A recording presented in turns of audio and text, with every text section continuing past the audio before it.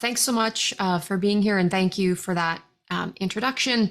One thing I want to note, I have some slides that we'll go through, but I want to make sure that we have time for questions. So if you have questions, throw them in the chat, or we can chat about them at the end.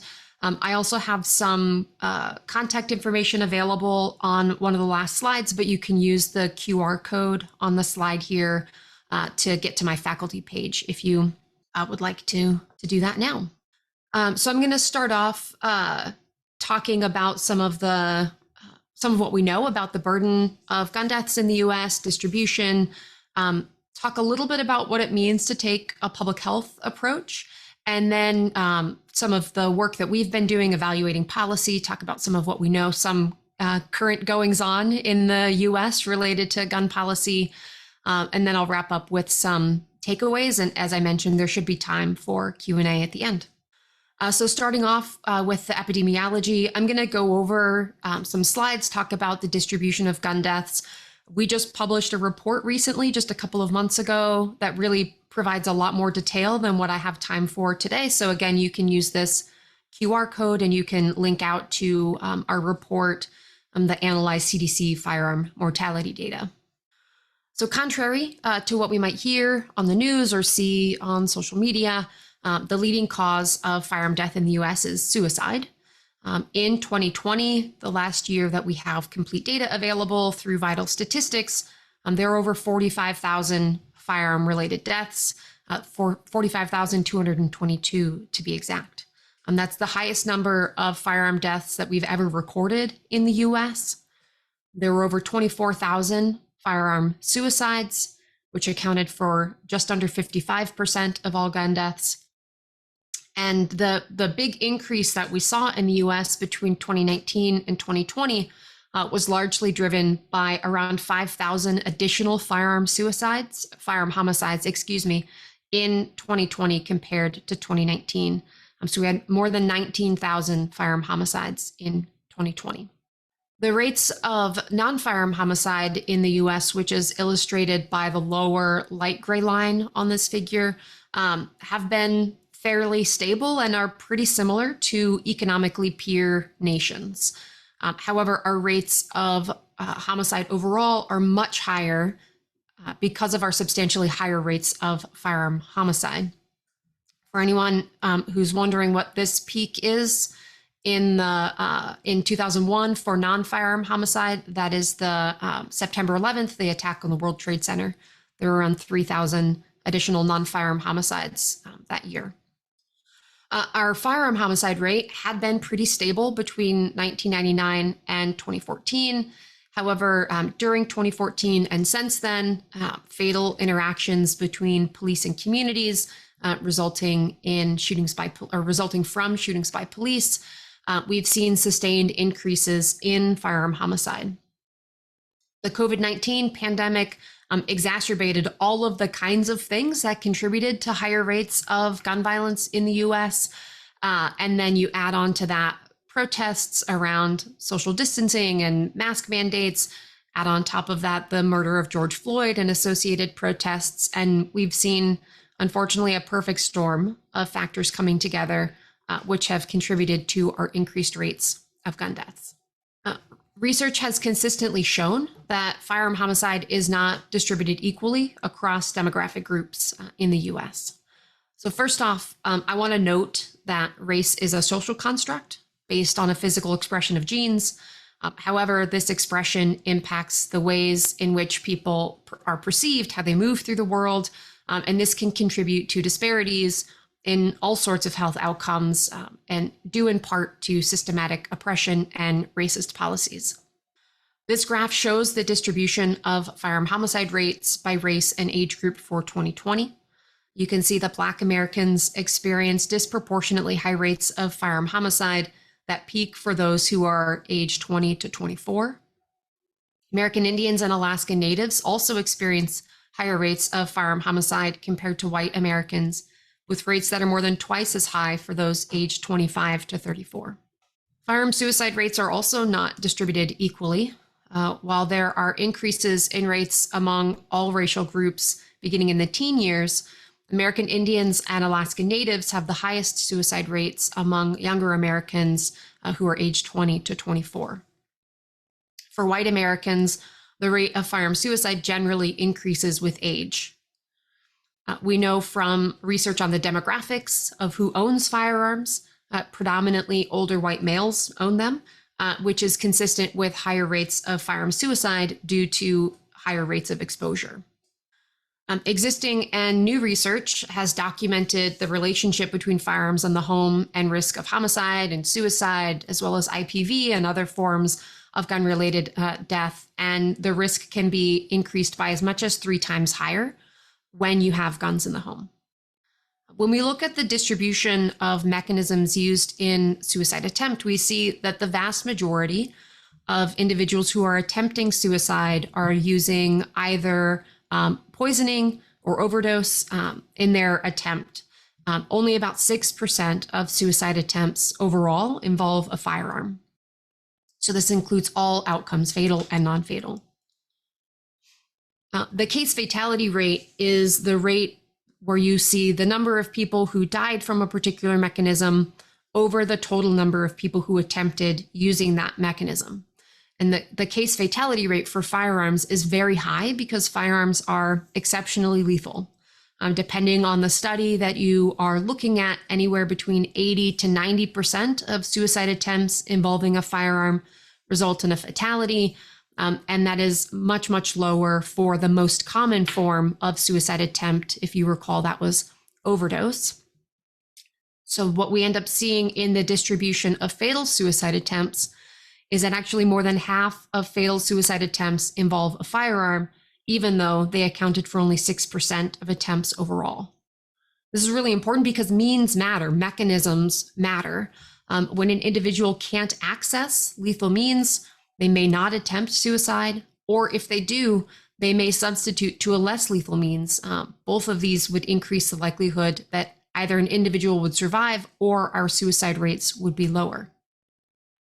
It's really important to note that firearms, sort of owning a firearm, doesn't make somebody suicidal, but firearms make suicide attempts more lethal. A core component of injury prevention, which is one of my main disciplines, is that we need to separate by time or space the hazard from that which is to be protected. So in this case, the firearm separated from somebody who's at risk of harming themselves or others. And this is why safe storage is really important in reducing firearm injury and death. And this is becoming increasingly important as more people are buying guns for the first time in the US.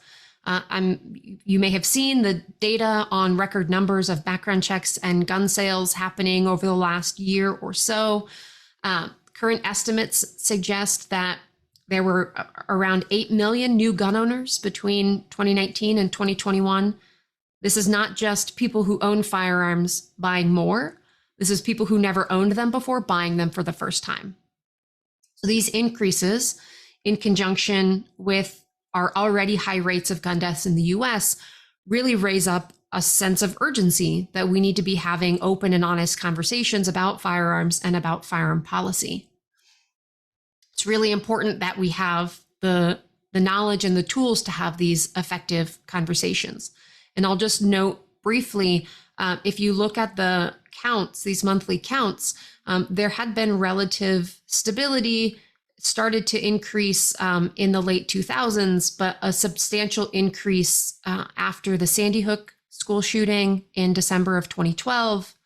And you see increases around the time of the elections in 2016, and then continuing to increase so that we had the highest numbers on record happening during the COVID-19 pandemic.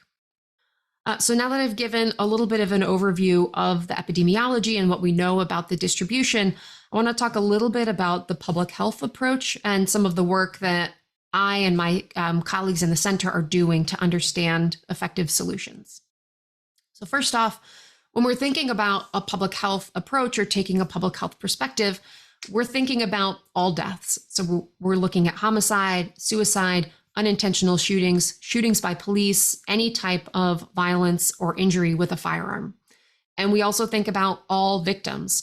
Oftentimes you hear people, sometimes from a criminal justice perspective, talking about who deserves to be considered a victim. And in public health, we really advance the idea that anybody who's injured or victimized with a firearm should be considered a victim. We also think about the role of the mechanism. So in this case, how lethal guns can be and how violence might move through a community or through an area, almost like a contagious process because of retaliation and the cyclical nature of violence. We use data to design, implement, and evaluate interventions, and we focus on both policies and programs to address violence.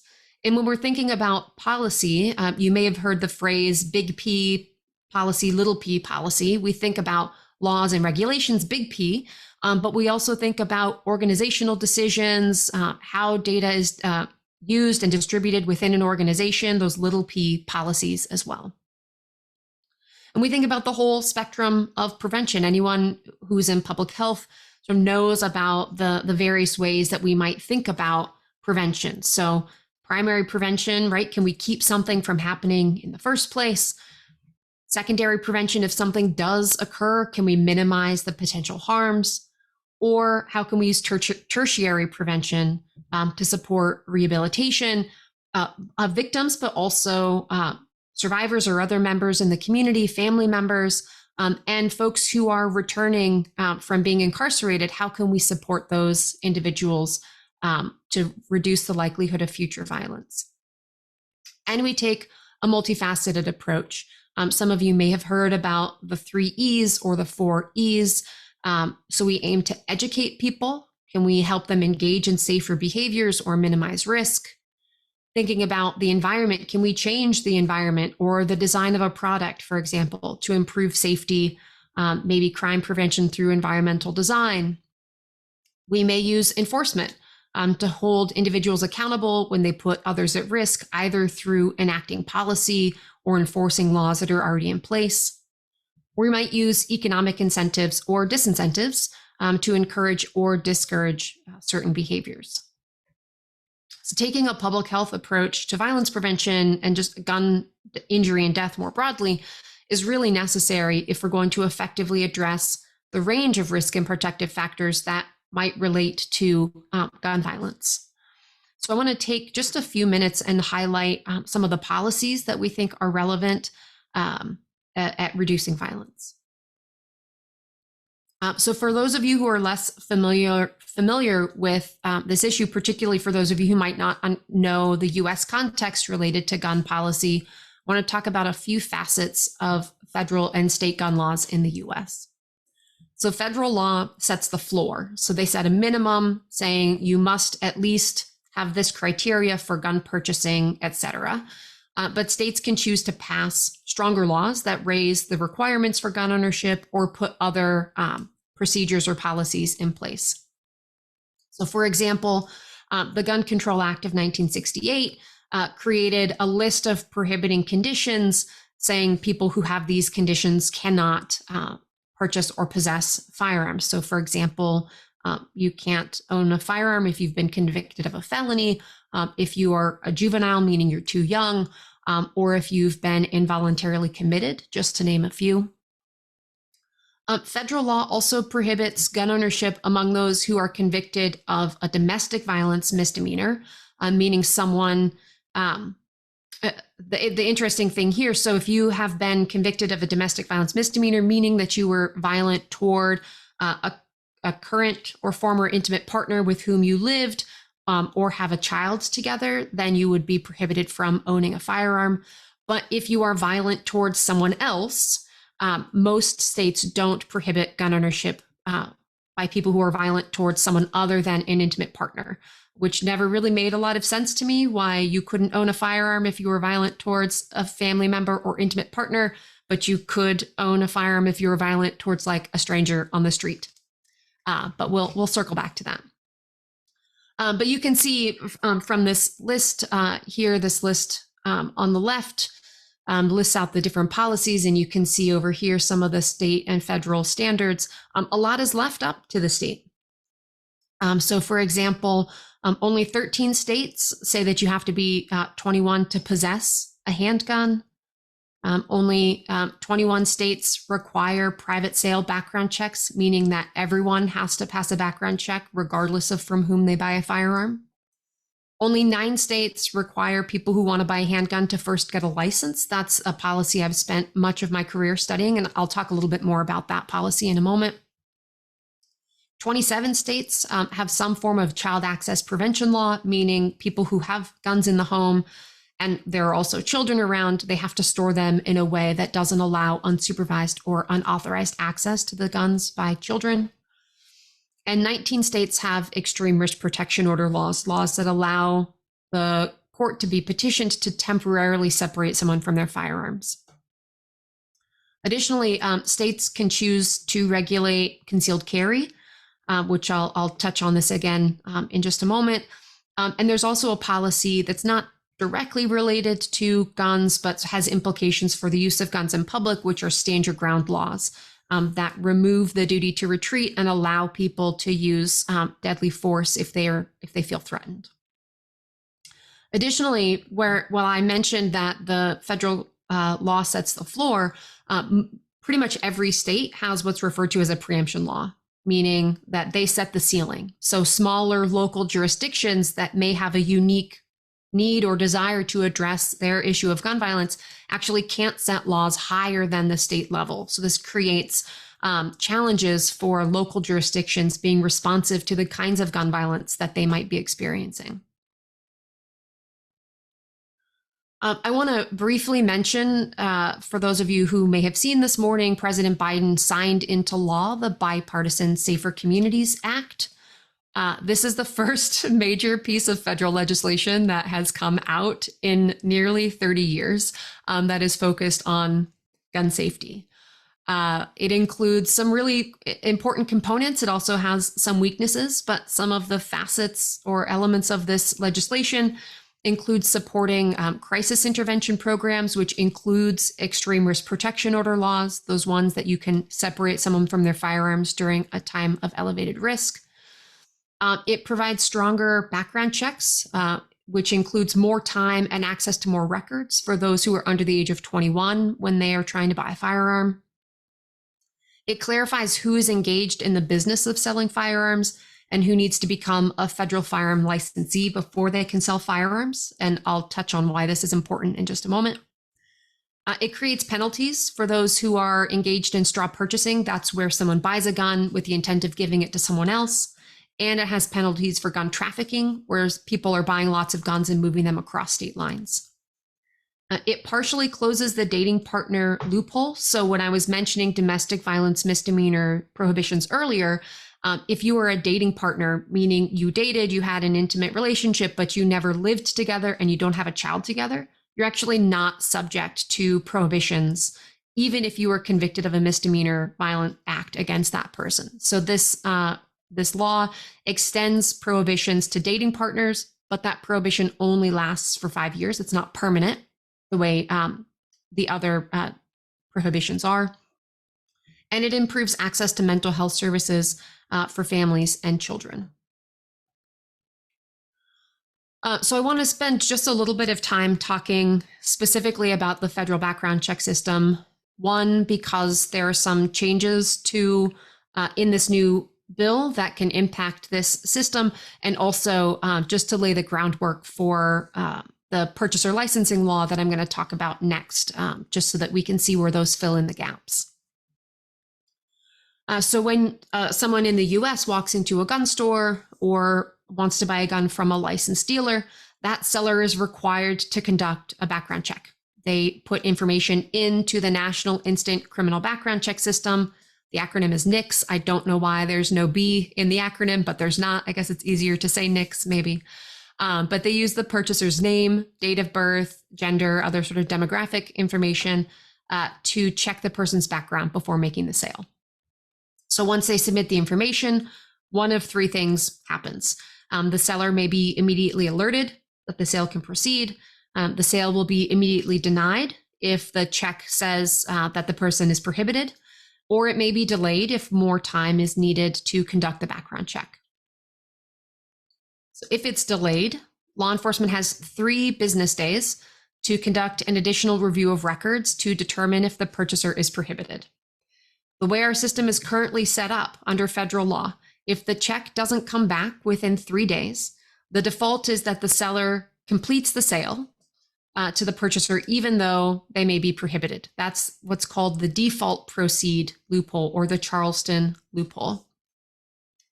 If the gun is sold and then the purchaser's background check comes back as prohibited later on, then law enforcement must go and take the guns away from the purchaser, who never should have had that gun in the first place.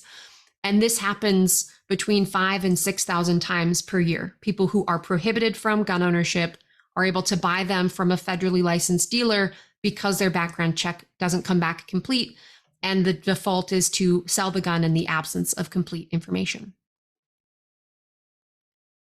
States and government agencies, sometimes even the federal government, doesn't report records into its own system in a timely manner. This is true for both criminal prohibitions and also mental health records. And this creates gaps where someone who might be prohibited could access a firearm and buy one from a licensed dealer, even undergoing a background check, because those records haven't been submitted yet. And importantly, the use of demographic information alone, name, birthday, gender, etc., you can miss as much as 10% of prohibiting conditions. So we've got some weaknesses in our current system. And this isn't required for private sellers. So sellers aren't supposed to knowingly sell to someone who's prohibited, but if the seller doesn't ask and the buyer doesn't tell, there really isn't a way to know if the purchaser is prohibited or eligible if you don't conduct a background check. Although we actually have some research that shows even in some cases where buyers have indicated that they can't pass a background check, sometimes private sellers will still go forward with the sale. So as I mentioned, several states have filled this gap by requiring private sellers to conduct a background check. But I think a really important part of this new legislation that President Biden signed this morning is that I think more than anything has a potential to strengthen our background check system by better identifying those who have to be licensed. So if you are a licensed dealer, you must conduct a background check on people you're selling guns to. And so if we have a proportion of people who are selling firearms as private sellers who are now being required to get a license, they would then be required to conduct a background check, even though they might not have had to before. So I think that has a real potential to help us identify and screen out people who are prohibited. I think it's important to note that while requiring a background check for private sales is really important, we haven't yet seen that those policies on their own are sufficient to reduce gun violence, partly because of some of those weaknesses that I've mentioned previously. In contrast, when states require people to get a license before buying a gun, we actually see really important public safety benefits. And there's a couple of reasons why we think these work better than background checks alone. So first, you have to apply to state or local law enforcement. You might submit a photograph. Often fingerprints are taken to facilitate the background check, which is important, as I mentioned, because you might miss information. For example, there was a mass shooting that occurred in Aurora, Illinois. That individual was prohibited, but his prohibiting condition was missed on his original background check. He was able to buy guns, buy ammunition. Later on, when he applied for a concealed carry license and submitted his fingerprints to expedite his application, he was flagged as prohibited. So he was sent a letter saying he needed to relinquish his firearms, and he wasn't allowed to buy more, but he failed to do so, and there was no follow-up, and he then used those firearms to commit a mass shooting. I mentioned fingerprints already. So importantly, as I mentioned previously, the default is that you have 3 days to complete a background check if you need more time. But in the instance of applying for and getting a license, law enforcement has up to 30 days to do that background check, giving them more time to make sure that they're not prohibited. Now, it might not be required, those 30 days, but they're there if they're needed. And this can make sure we're not missing any information. So I mentioned the Charleston loophole earlier. The Charleston church shooter was prohibited, but his background check didn't come back in time because of a clerical error at the law enforcement department, and they weren't able to find the records in time. And he was able to then obtain his firearm and commit the mass shooting at the church. So it's important that we're giving law enforcement enough time to identify and screen out people who are prohibited, but also the little bit more time that it might take could prohibit or reduce impulsive firearm acquisition when somebody's trying to buy a gun to harm themselves or others. And often these systems are using records at the state or local level that might not have been reported into the federal system yet. So this can make sure that you're not missing any prohibiting conditions. Importantly, you have to show your valid license to anybody who you want to buy a gun from, both licensed or private. And this increases some of the accountability, because if I am selling a gun to you and you don't have a license, even if you're not prohibited, I violated the law, and I can be held accountable for that. So there's some variation in some of the characteristics of these laws, but the core components are an application to state or local law enforcement, more time to conduct a background check, and we actually see that these policies are extremely effective. So looking at some of these impacts, I'm going to go through some key findings, but we have a policy brief that's available online summarizing some of this work, and you can use that QR code if you're interested in seeing that. So we see that these laws requiring somebody to get a license before they buy a gun is associated with fewer guns available for use in crime. Maryland implemented its purchaser licensing law in 2013, and afterwards we saw a decrease in the recovery of guns in Baltimore City that had strong indicators of diversion, meaning that guns looked like they were purchased for the intent of giving them to someone else, that straw purchase. We also did a survey of criminal justice system involved men in Baltimore City, and they reported that the law made it harder because people weren't going to engage in a straw purchase, and guns were more expensive because local sources were constrained. We also see that these laws are associated with lower rates of firearm homicide, including the occurrence of mass shootings. We see lower rates of firearm homicide in large urban counties in states with these policies.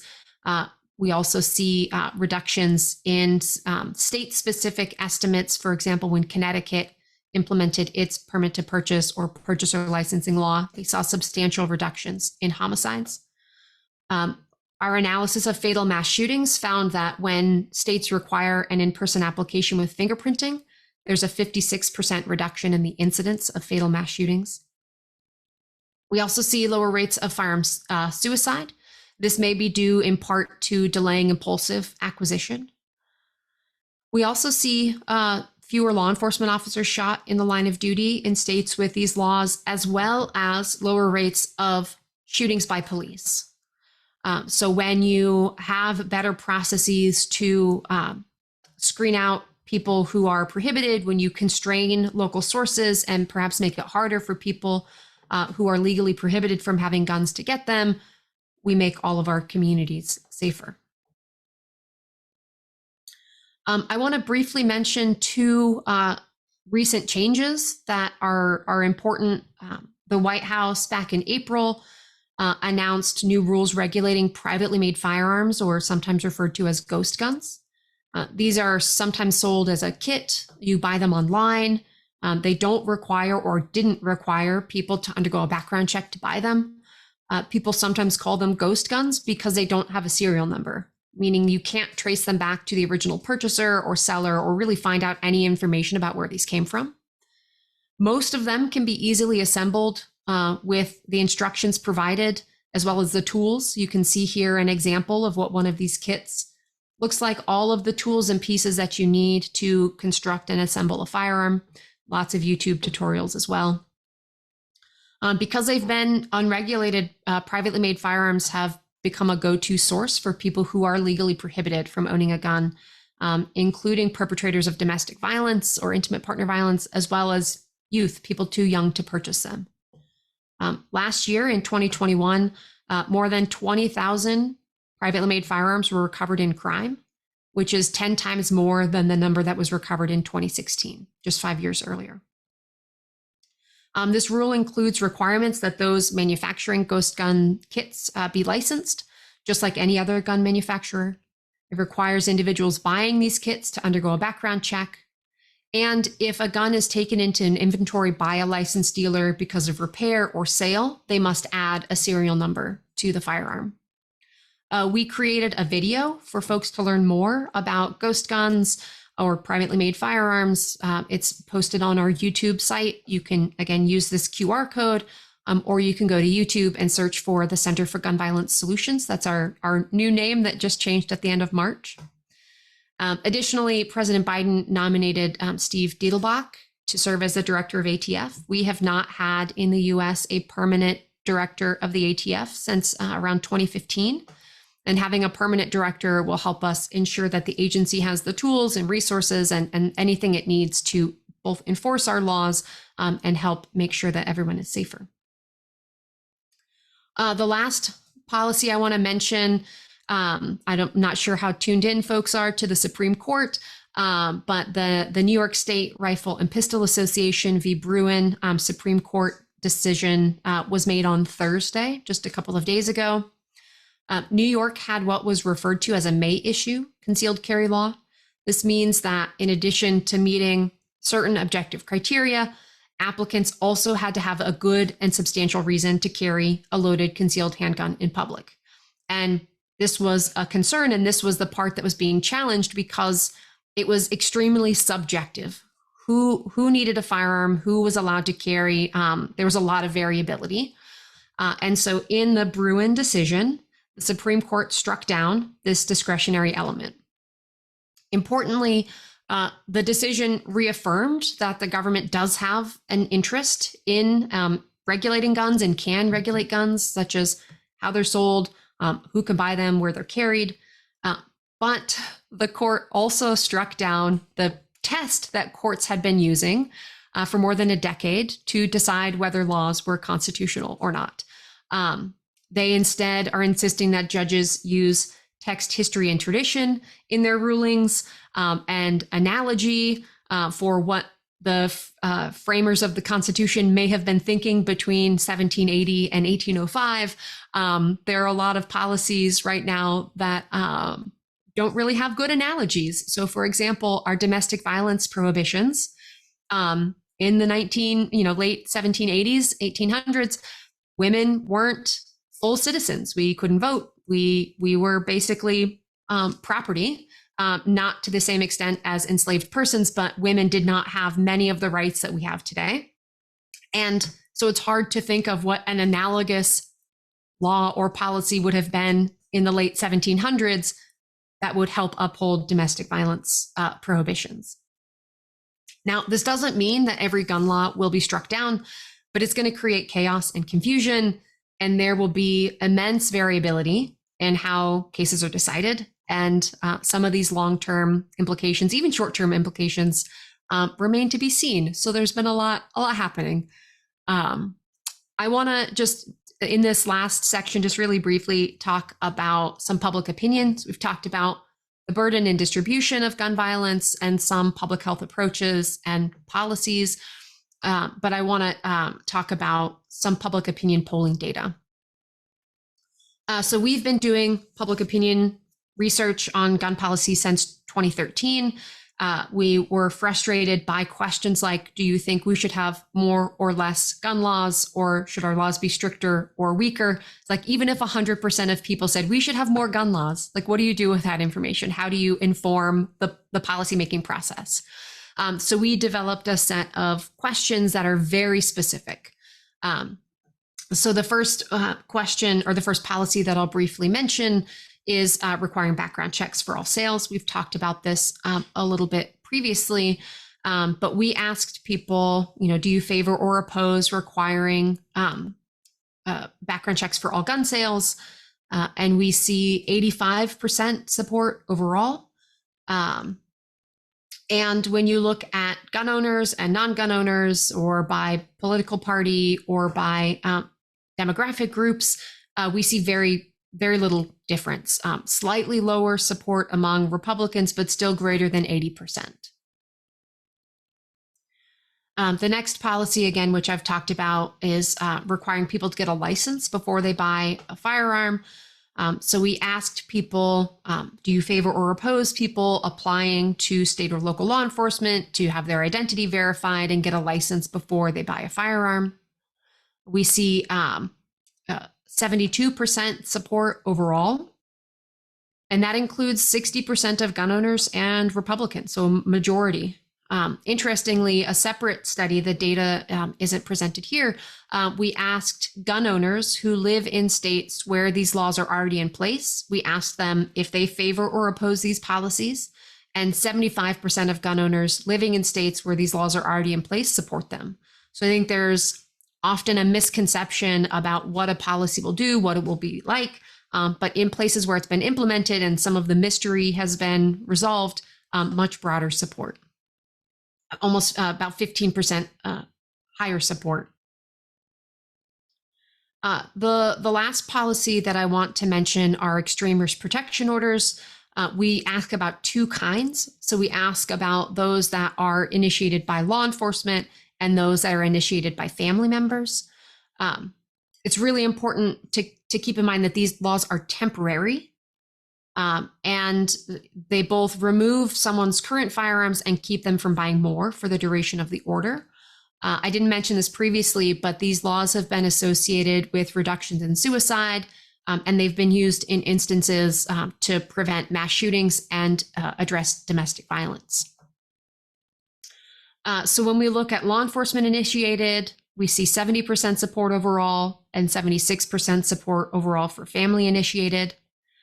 There are some differences by characteristic. Again, we see lower support among gun owners and Republicans, but still around 2/3 of folks support these policies, because many people recognize that regardless of somebody's background, there may be instances in which it's too risky for someone to have access to a firearm. And so we need to have a tool to temporarily separate someone from their firearm. I want to really stress here, there's a lot of misinformation about what these policies are.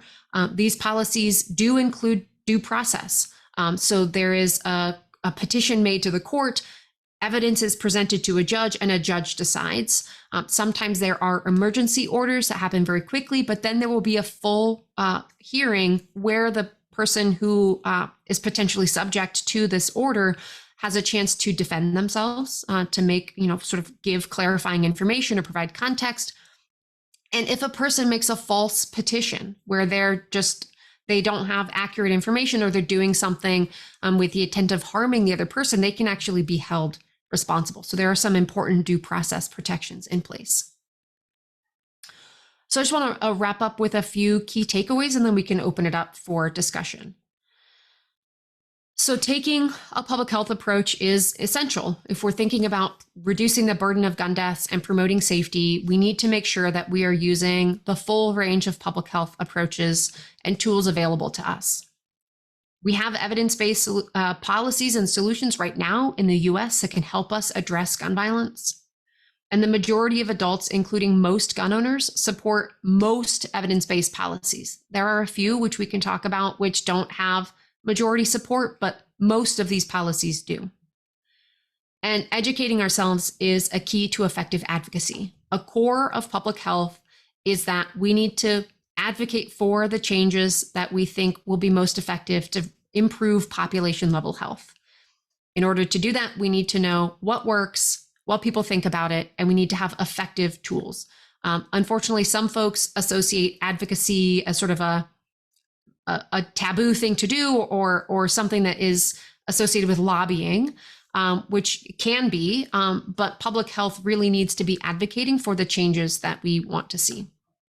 I have a QR code for another video here. One thing we've realized in working with folks across the spectrum and across age groups and geography is that terminology is really important, and not everybody has the best terminology. So the link to this video basically gives you an anatomy and physiology of firearms. It explains the difference between semi-automatic and automatic firearms, rifles, handguns, shotguns, etc. And you can learn a little bit more. And so you can either, again, go to our YouTube channel and search for Center for Gun Violence Solutions, or you can use this QR code. So that's all I have. Here are some ways that you can get in touch with me or keep up with our work. Again, that QR code will take you out to my faculty page where you can get my email address or whatever you might need. And I'm happy to open it up for discussions. I guess I'll stop sharing my screen. Yes, thank you so much for that excellent presentation, Dr. Crifasi. And students, hopefully you learned quite a bit about gun violence solutions, the public health approach, and the importance of law and policy in keeping communities safe. So if you do have a question, please use the raise hand function on Zoom. Turn your camera on if possible. And then before you ask a question, just let us know where you're from and what grade you're in. First, I see Nithala. Okay, so hi, my name is Nithala. I'm a rising junior from California.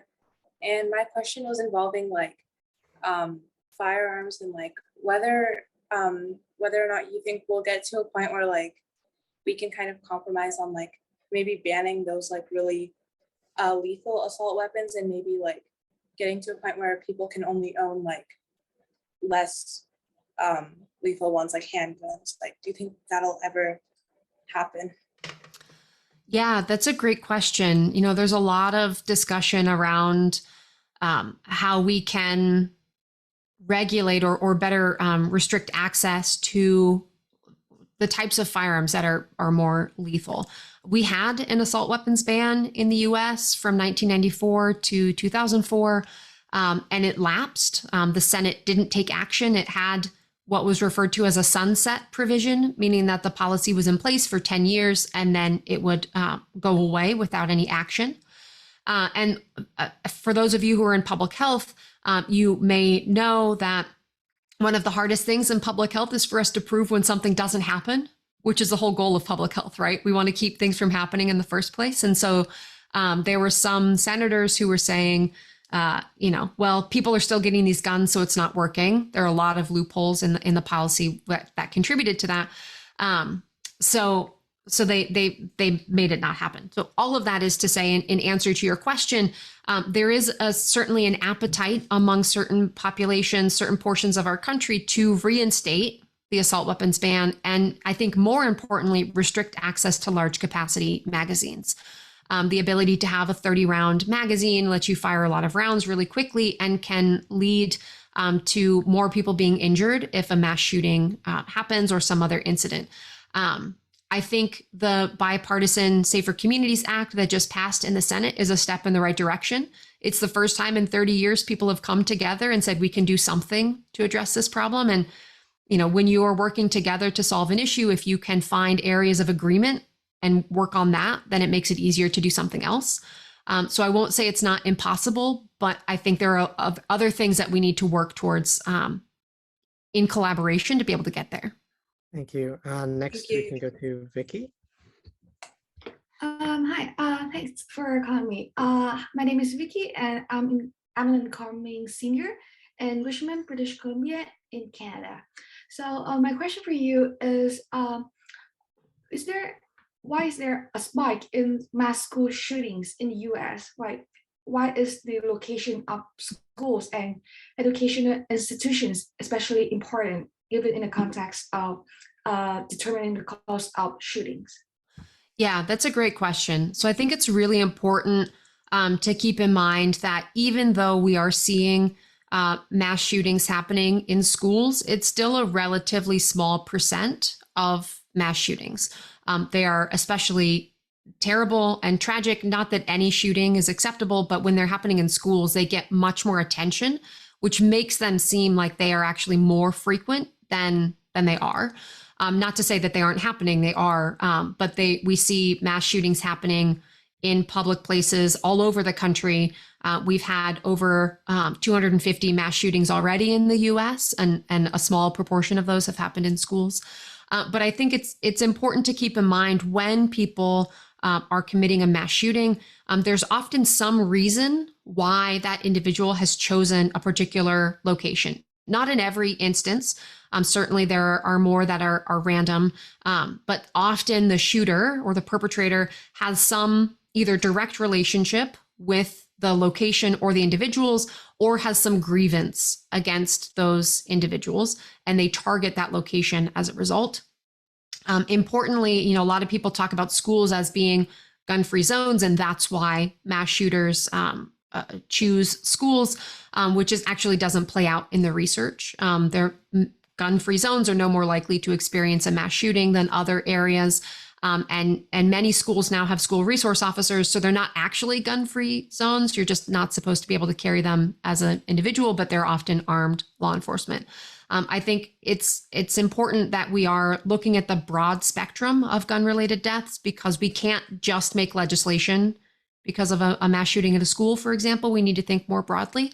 But yeah, they're terrible, and I think with kids being back in school after having been away from COVID, they seem like they're happening more frequently as well.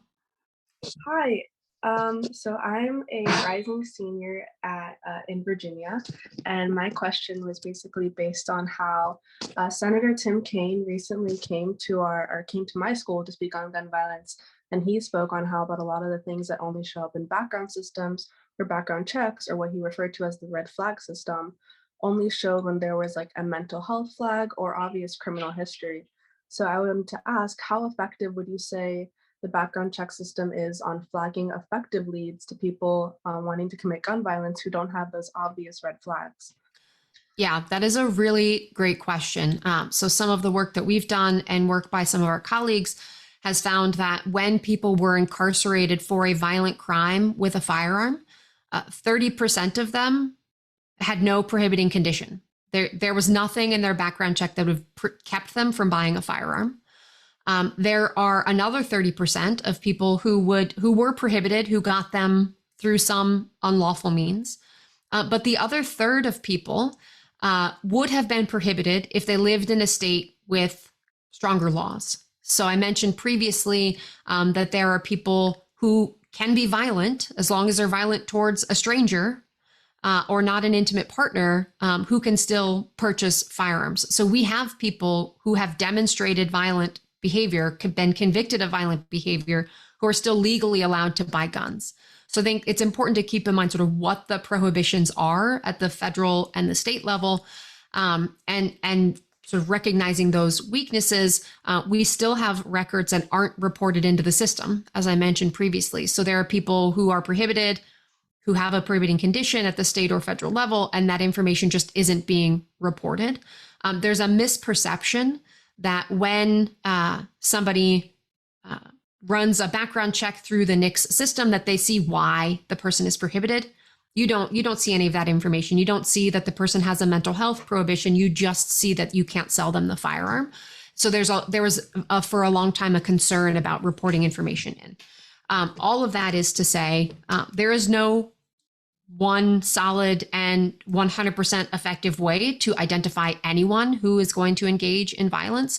And this is not about one policy solving all of our problems. It's about having a set of policies in place that can give us some structures to help identify and screen out those people, recognizing that we need multiple tools at our disposal to be able to effectively address violence.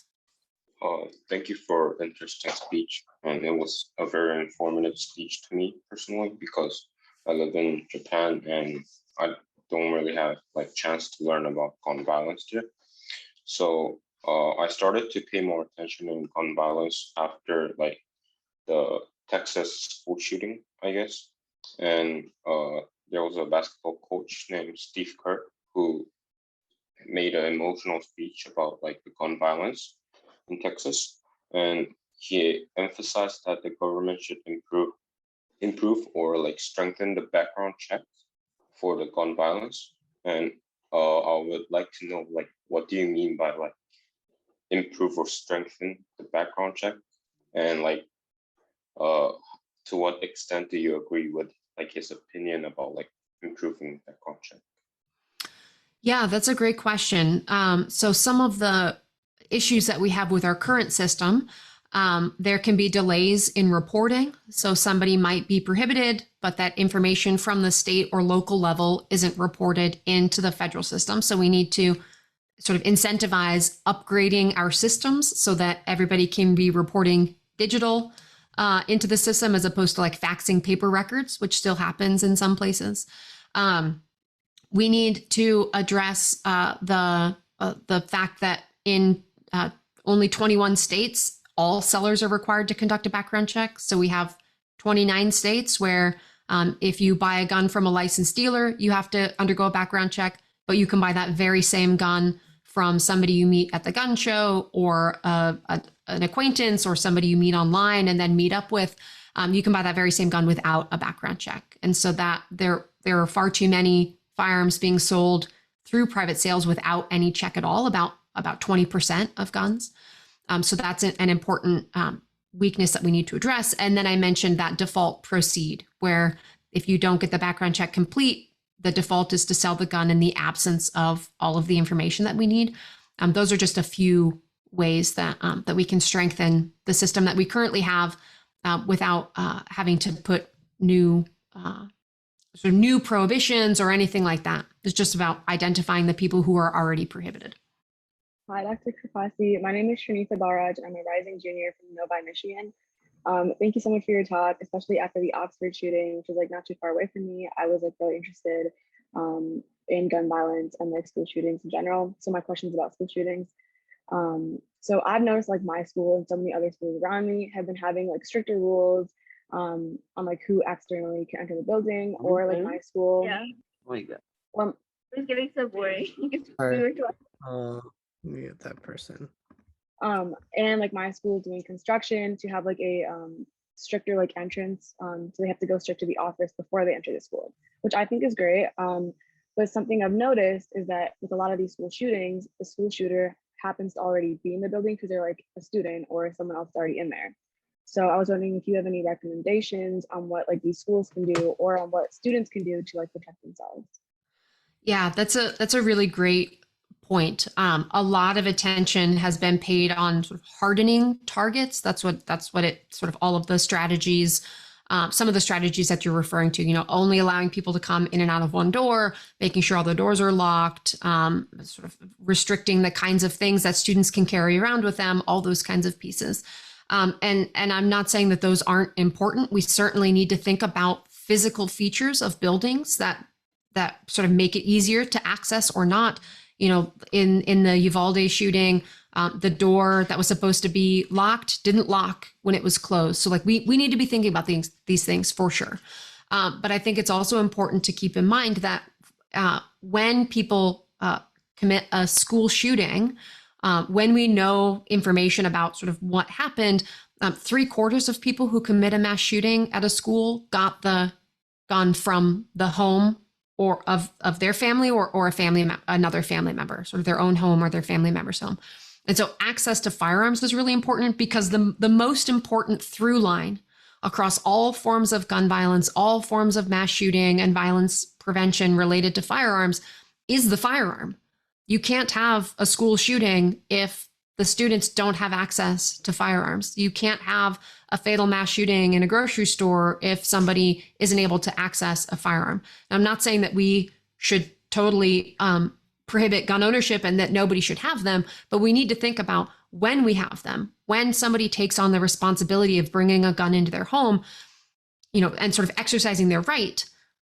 There are responsibilities that come with that, safe storage being a really important one, and ensuring that people who are not authorized can't gain access to them either because of theft or because of unsupervised access. So we need to really be thinking about a holistic approach. I mainly study gun policy in terms of violence prevention, but we also need to be thinking about access to trauma services and mental health and equal high quality access to education and healthcare and transportation and job opportunities. Like we need to be thinking about all of the social determinants of health, all the structural factors that can also influence this.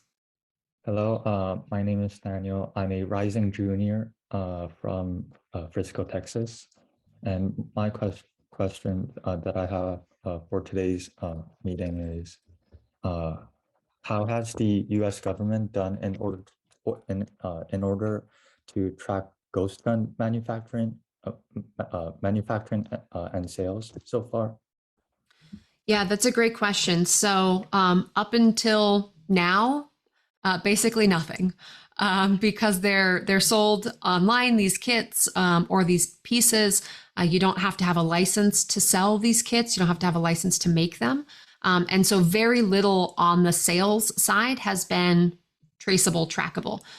They've been restricted to information on when these ghost guns or privately made firearms are recovered in a crime or recovered from a person.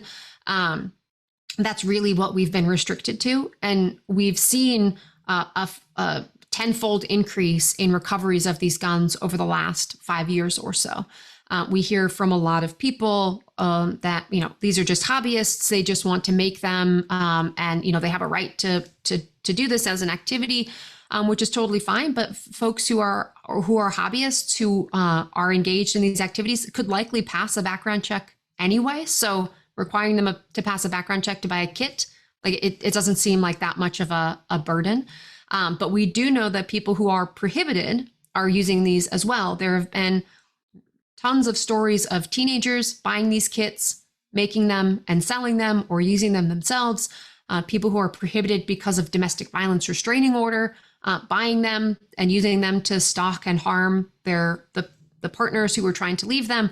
So they do represent an important risk. And so thinking about these manufacturers that we know, like Polymer 80, for example, is a primary manufacturer of these kits. And the government has these new rules and regulations that will better track the sales. But we'll see, it's all in the implementation. Hi, I'm Agalia, and I'm a rising junior from Michigan. So my question was more about lobbying and the influence it has on legislation. So what role do you think that pro-gun organizations like the NRA play in creation of legislation? Yeah, that's a really great question. So I think it's really important to understand that the gun lobby works on behalf of gun manufacturers. They like to say, the NRA, for example, that they are the voice of gun owners. They have around 5 million members, but anywhere upwards of 50 million people in the US either own guns or live in homes with guns. So they actually speak for a very small proportion of the gun owning population. And so, but they have had an outsized role in lobbying, due in part because gun manufacturers give them lots of money to help them do the lobbying that they're doing. And they've moved away, unfortunately, from some of the core of what they had done with safety training and promoting sport shooting and promoting responsible gun ownership. They moved away from that to a far more legislative lobbying group after the Gun Control Act in 1968 passed. Actually, the NRA had been supportive of this policy, and then there was a takeover of the organization. But all of that is to say, they have been very effective at activating and mobilizing a vocal group of individuals who call and say they want something to happen or not. For anyone who is paying attention to the Bipartisan Safer Communities Act and how some of the Republican senators were talking about their vote on this, they said that previously, and on prior legislation that had come up, they were getting calls 5-1 against the policy. This time around for the Safer Communities Act, they were getting 10-1 calls in support of this policy. And so I think it's really important not just to think about the power that the gun lobby or any organization has had, but also thinking about the new power to activate people who care about this issue through Moms Demand Action, March for Our Lives, Everytown, Giffords, et cetera. And I would encourage you, if you are passionate about this topic, to give that passion a purpose by joining one of these organizations and learning more about the topic and really putting some power and advocacy behind your efforts. Good morning. I'm Harry, and I'm a rising sophomore from Massachusetts. And thank you for your presentation. And I really like the part where it claims that education is very an essential requisite for buying a gun. And I do agree, because it just simply allows people to acknowledge the fatality of gun violence. But the thing is that the researchers used to claim that that social media is a catalyst for gun violence because it often provides misconceptions to people about gun and the use of gun. So, so my question is that will there be any plausible solutions on this? So I think your point about social media is an interesting one. I think the internet in general has made it easier for people to find other like-minded individuals and find information that is consistent with their perspective, whatever that might be. But I think it's also important to note other countries have social media and misinformation. They have violent video games. They have Hollywood movies that glorify violence. They've got music, all of these same kinds of things. But the main difference is that we have much easier access to firearms in the US than other countries. I think importantly, in the context of youth violence in particular, social media has actually become a tool where, the place where some disputes actually start. So disputes are starting over social media, and then they're spilling out and leading to violence more broadly. And so some of the programs that my colleagues and I work to evaluate, which are violence intervention programs, interruption programs, credible messengers try to intervene when disputes are cropping up.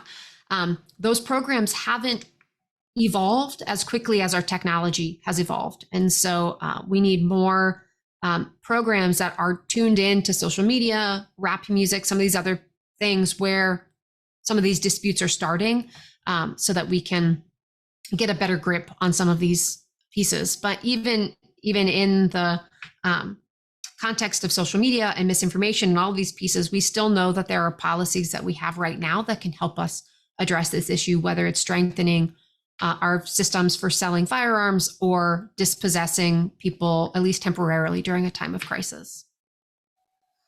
Hello, I'm a rising junior from Pennsylvania, and I actually have 2 questions for you. So shown through statistics that restricting, having laws that restrict gun violence, why hasn't senators or representatives of a state chose to have these laws, even though they know it would restrict gun violence in their state? Yeah, so that's a great question. I think it comes back to something I mentioned earlier about sort of activating people. So we have evidence that these policies work. We have broad public support for these policies, but that is a breadth of support. That doesn't necessarily mean depth of support. Like, how deeply do you support something that you will then actually do an action as a result of that? The folks who are proponents of gun rights have been very effective at activating people to show up, to be single issue voters on guns, to testify, to call or email their elected officials. We, on the side of gun safety, have not been as effective at doing that. It's gotten much better in the recent years. I largely credit the March for Our Lives movement after the Parkland shooting. They really pushed to keep this as part of the conversation. They did not let people just forget and move on to the next thing in the news cycle. And so we're actually starting to see things happening. We haven't seen much at the federal level until this policy that just passed. But there had been policies passing at the state level. Since 2016, 17 states have passed extremist protection order laws, which is great to see those tools expanding. Several states have closed the private sale background check loophole. And now we have action at the federal level on gun policy for the first time in almost 3 decades, because we are hearing from policymakers that people are calling them and telling them that this is something that they support.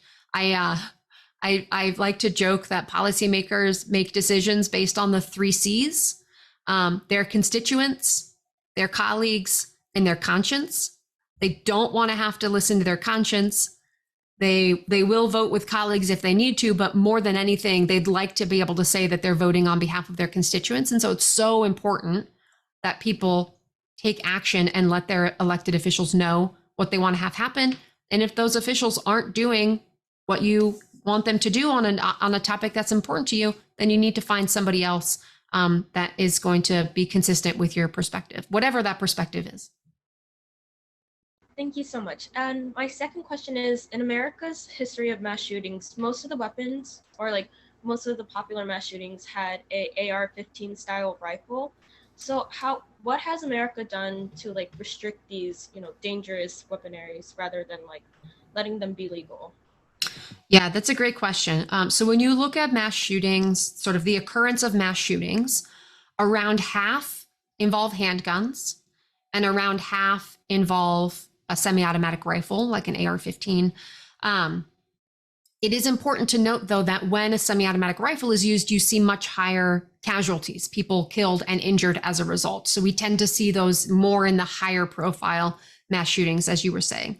The assault weapons ban at the federal level lapsed in 2004 because of the sunset provision, but several states have taken steps to restrict access. Either they have raised the minimum age to purchase a semi-automatic rifle. Under federal law, it's only 18. Some states have said you have to be 21 and you need to get additional training.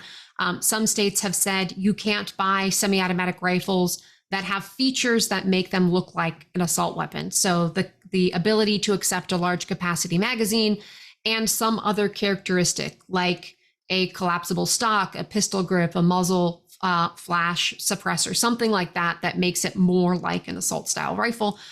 So several states have actually limited access to those firearms. The problem, we have not yet seen really strong evidence that these are effective because it's too easy to get around them. So gun manufacturers are really smart. They make their weapon without the feature that would prohibit them, and then they sell that feature as an aftermarket accessory. So they make more money and you end up with the same firearm, because in most places it's not illegal to possess them, you just can't purchase them. So we haven't necessarily taken the approach that like New Zealand or Australia or the UK, Canada now have taken to address this issue. And we've done it before. The National Firearm Act, passed in the 1930s, prohibited automatic weapons or severely restricted access to automatic weapons, machine guns. So we do have history of doing so. It'll be interesting over the next couple of weeks to see if anything else comes out of the House bill that was passed that actually did restrict assault weapons. Thank you. Hi, I'm a rising senior from New Jersey. My question was more about the mental health aspect of gun ownership. I was wondering how we can look into that more. For example, first-time gun owners or previously responsible gun owners that are enticed to commit some sort of violence when they never have before, even after they've passed their background checks. How can we track their mental state and intentions to make sure that they themselves and everyone else is safe? Yeah, that's a great question. So I think a really important element of mass shootings that not a lot of folks know about, but it is exceptionally common, is what's referred to as leakage. Like you're leaking information, because people who are thinking about committing a mass shooting are often saying something to someone, either posting things online, telling people, sharing text messages, whatever it is, indicating that they're going to do something. The Buffalo mass shooting, for example, that individual had sent messages to people. He'd been posting things online. If you sort of paid any attention to his digital footprint, it was very clear what he was going to do. And so that leakage is where extreme risk protection orders come in. Somebody may lawfully buy a firearm. They may have no prohibiting conditions, either criminal or mental health. And so they're going along, and then something happens.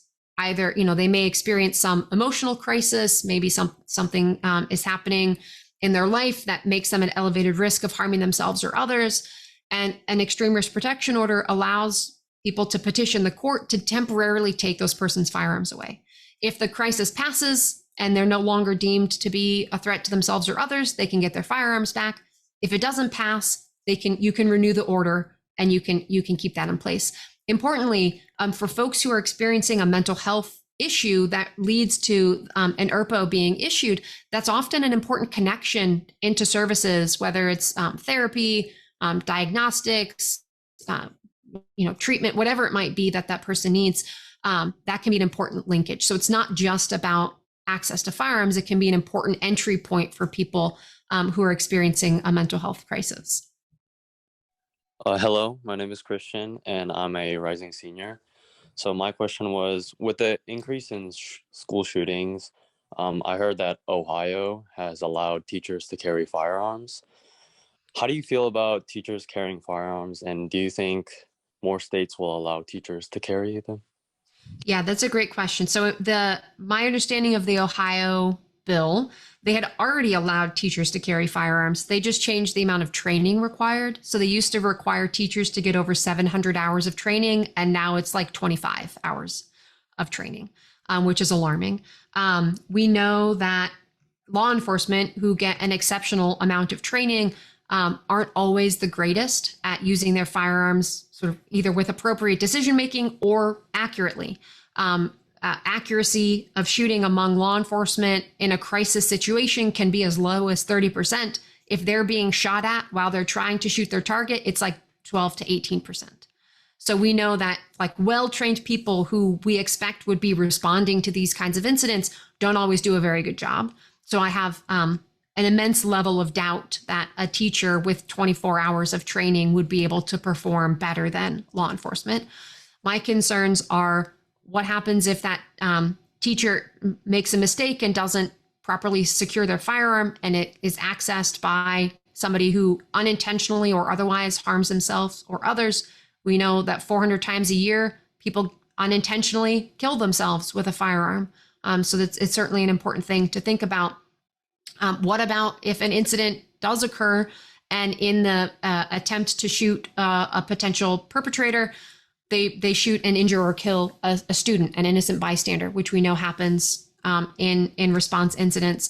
The level of guilt that teacher might feel as a result. And we know actually in many instances where there are active shooters, it's far more likely that an unarmed person or persons will intervene than an armed person. Data evaluating active shooters and how people respond to them, about half are ended because the unarmed people intervene. And so there's a misperception that people with firearms will magically be able to perform like we see in Hollywood movies, which is not really the case. I personally think arming teachers is not a good idea. Thank you. Hi, I'm Avni. I'm a rising sophomore from California, and I wanted to understand more about how straw purchases can be regulated. Like, how do you keep track of who actually has the firearm? It's a great question. So there are a couple important things. So a straw purchase, as I mentioned, is when somebody buys a gun with the intent of giving it to someone else. So when you go in to buy a gun, you fill out a 4473. That's the background check form. You check a bunch of boxes saying, no, I don't have any of these characteristics or prohibitions that would keep me from purchasing a firearm. And I attest that I'm buying this gun for myself. So you're sort of saying, yes, I'm buying it for myself.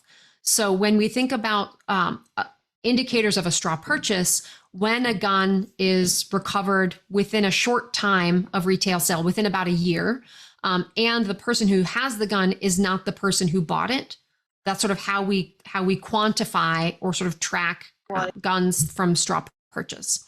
But so what some states are doing is they have state regulations that say if you commit a straw purchase, you will be prosecuted, and they're tracking. So they say, okay, this gun was recovered in crime in possession of this person. You go back to the first purchaser and you hold that person accountable for buying the gun for that person.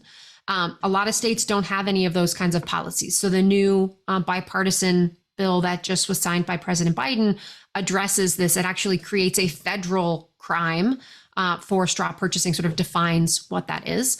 So some of the ways that we look at this, as I said, is that short time to crime. So on average, it takes about 9 to 10 years for a gun from the point of original sale to make it into a crime. And like the vast majority of guns never make it into a crime, but if they do, it takes 9 to 10 years or so.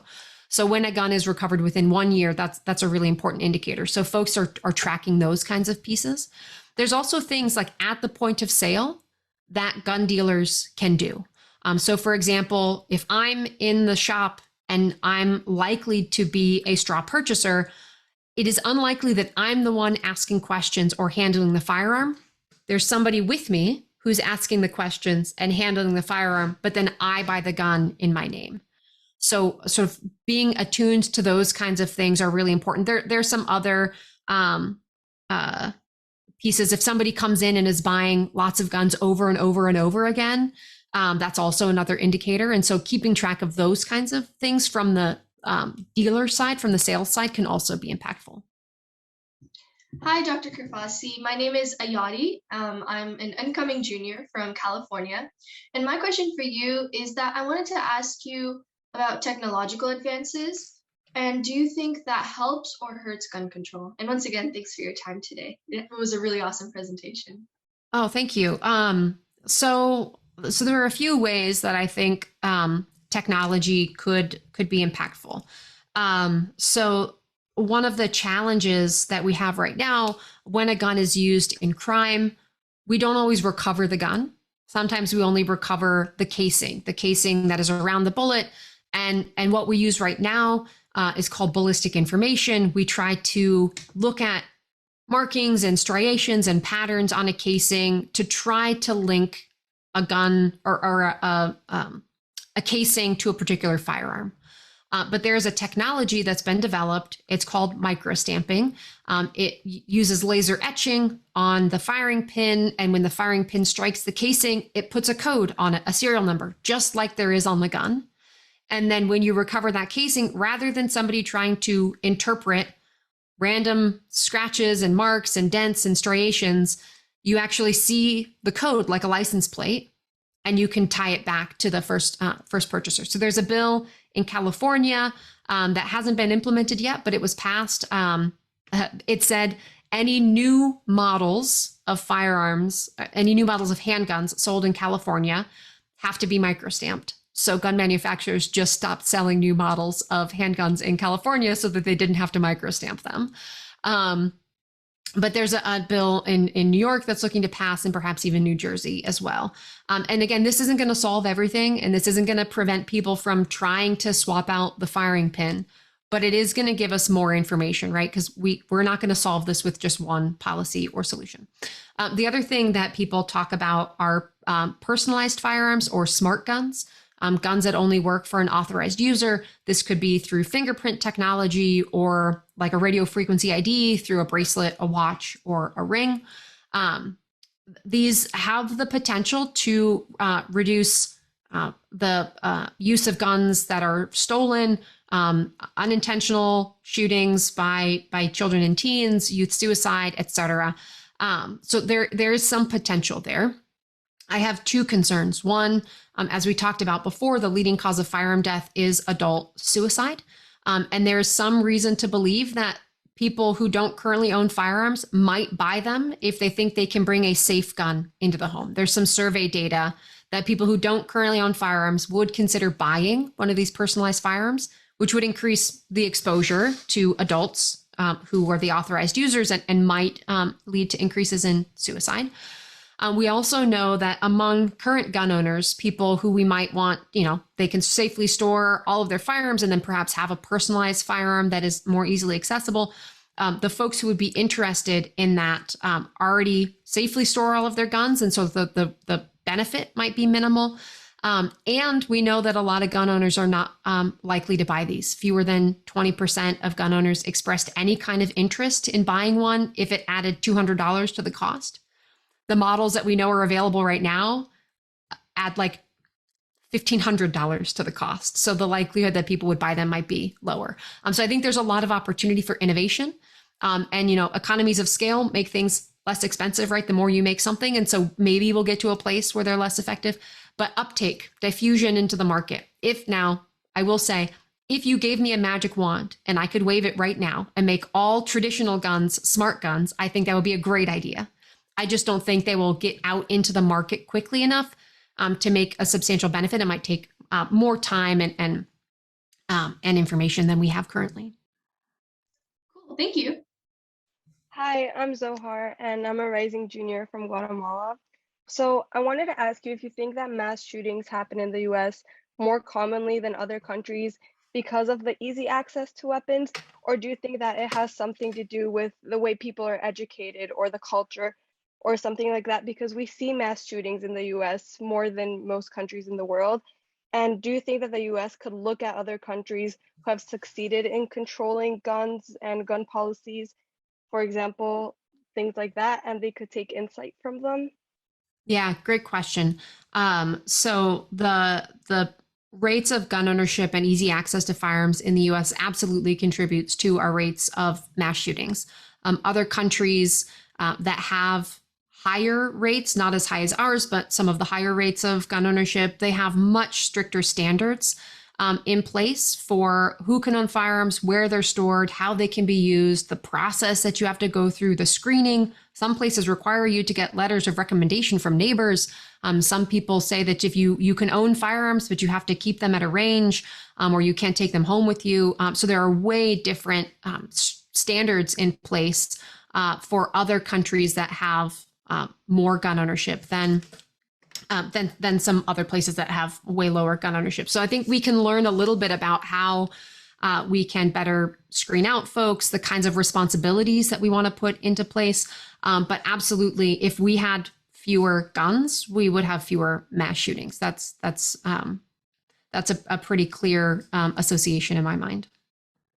Mine was very similar to the previous question. It was just dealing with like I know in Switzerland, the rate of gun ownership is much higher than the US. Is it because youth are more educated about gun ownership, or is it the laws regulating gun ownership is different than the US? Yeah, that's a great question. So there are way more structures in place in Switzerland. So there's compulsory military service for many folks, and you get a firearm as part of that service. You often are not bringing those firearms home to your house. They're stored in the barracks. And they were having really high rates of firearm suicide in Switzerland among older males in particular. And so they changed their law so that except under certain circumstances, you did not retain your service weapon when you retired. You didn't take it home with you. And they saw substantial declines in firearm suicide with no increases in suicide by other mechanisms as a result. Thank you for your presentation, by the way. And my question is based on right now we're really focused on state level and federal level laws and overall increasing regulation of gun ownership and everything.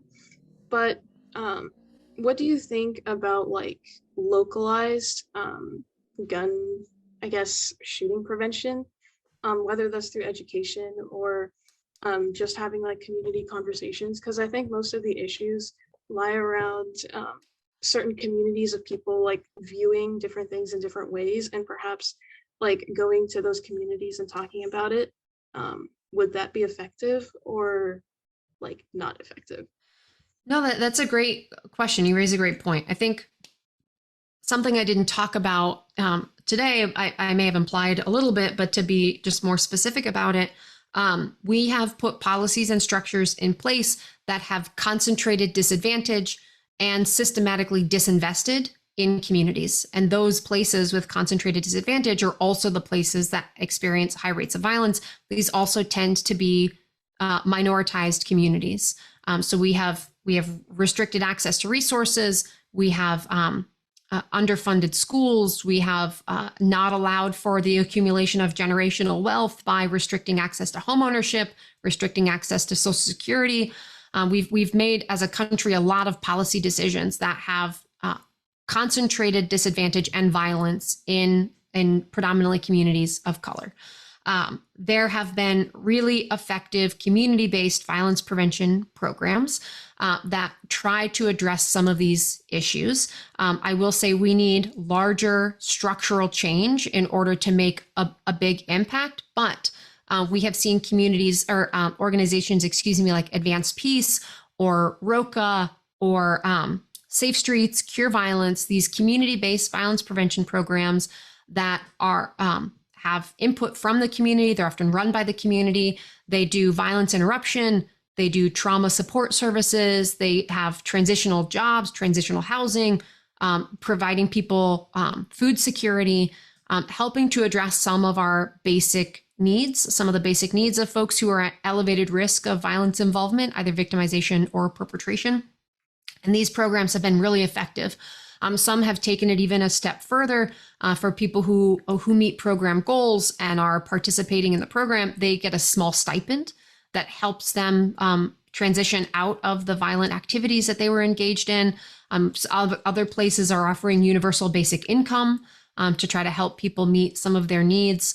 And these are all effective. And there's a lot to be said about allowing local jurisdictions to respond to gun violence in the way that works best for them. A lot of people think that, that gun violence, sort of gun homicide, is only an urban problem, but we actually are seeing increasing rates of gun homicide in suburban and rural areas as well. And so we need to think about how might we address issues of intimate partner violence and suicide that might be more prevalent in rural areas, thinking about how we are talking about gun violence prevention in these different areas that have different needs. So I think there is a strong body of research that supports this more tailored local level response.